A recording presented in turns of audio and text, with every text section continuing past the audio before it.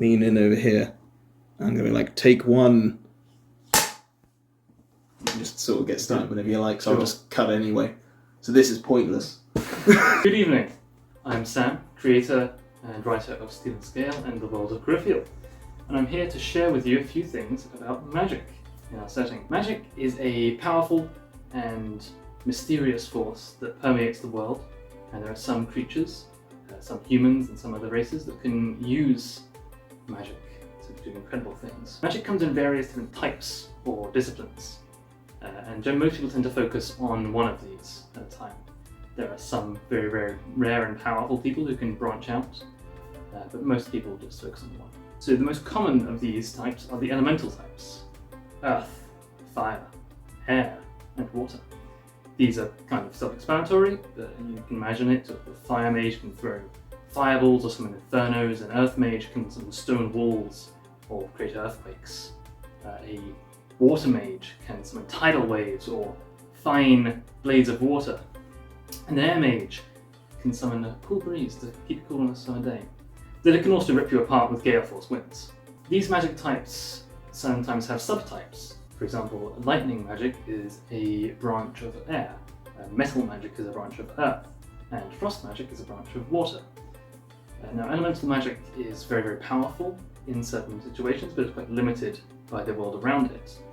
Frost magic is not going to be as powerful in a hot place, and a water mage is useless if there's no water around. Arcane magic is a more mysterious and visibly magical variant of magic that focuses on manipulating the fabric of reality itself.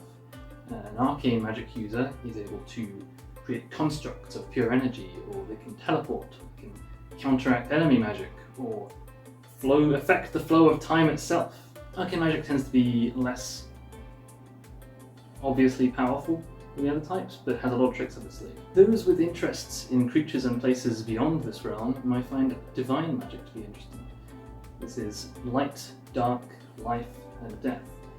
Light and dark are the two godly powers in Griffield. The light gods and the dark gods are diametrically opposed, but we'll get to the complicated theology in another video. What's important to note here is that light magic users are able to summon rays of burning light, but also protect and heal their allies, while dark magic users can be more subtle, more sneaky. They can manipulate shadows, they can implant fears in the minds of their enemies, they can conceal things, that sort of thing. Life and death are more primordial forces. They're not empowered by gods, they are empowered by the nature of the world itself. Life magic empowers nature, it fosters its growth, while death magic is more connected to the spirit realm, the afterlife of Griffield. Death mages are more commonly known as necromancers. Lastly is forbidden magic, named such because it is the most dangerous to both the user and the victim. It is not forbidden from you as a player, but it is generally illegal in the context of the setting. And it comes in three types: blood, blight, and psychic. Blood magic focuses on manipulating the life force inherent in all creatures' blood. Blight magic focuses on poisons, decay, disease, and other forces of entropy that cause living things to wither and die. And psychic magic focuses on forging mental links with creatures, so you can send messages, or read minds, or control minds. Now you can see why it is forbidden. We've discussed most of the magic that is present in the world, but how do you use magic and how do you learn magic? Well, good news. Anybody can learn magic if they try hard enough. If you spend long enough learning the various runes and patterns and mental exercises, then you can become what is known as a mage. Somebody who wields magical power through the sheer force of their sharp mind. Because of their understanding and their years of practice, they're very precise and deliberate with their magic. Unlike the next caster on the list, sorcerers. Sorcerers are incredibly unstable users of magic, but they possess incredible power. Sorcerers are usually born with this power, but because they haven't gone through the process of practicing it, they're very unstable, not as disciplined. Because of this, they can cause untold devastation by complete accident, or even destroy themselves by exerting too much of their power. A priest is somebody who has obtained their magic through intense devotion to a god or other deity. A priest might not actually be a priest, they could be just a zealous follower, or a paladin, or a secretive cultist.